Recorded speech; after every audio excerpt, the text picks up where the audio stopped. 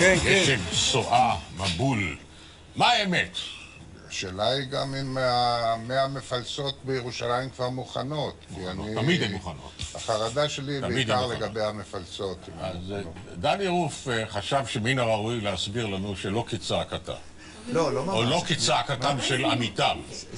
אני כבר אומר את זה כמה ימים, וזה מצחיק אותי כל פעם מחדש, שמצד אחד כן יש פה סערה, וכן היא נדירה לתקופה הזאת, וכן כל התופעות יקרו.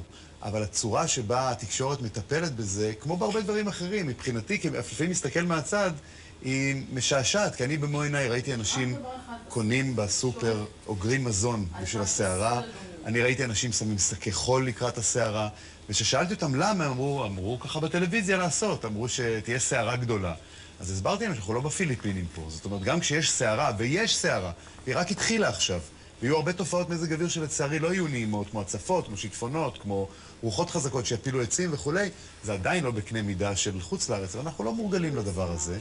והכותרות שהכלי התקשורת יוצרים, הכותרות הענק האלה, קור רוסי אז בדרך אלינו, זה מפחיד.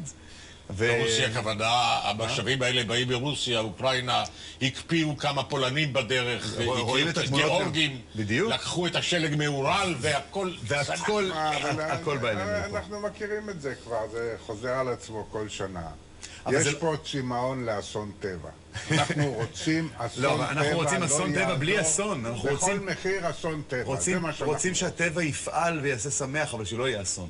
אתה יודע, שיהיה... לא, זה טוב, עצים נופלים, שיטפונות, יש אקשן, יש דברים. זה תמיד תמונות יפות, אבל בסוף מישהו סובל מזה, זאת אומרת, יש פה גם אלמנט של... אני אוהב לדווח על מזג אוויר כל עוד זה לא מגיע לעניין של אסון, ואנשים לא ניזוקים מזה. תגיד, החזאים שכללו את היכולת שלהם לחזות בשנים האחרונות? החזאים כל הזמן משכללים.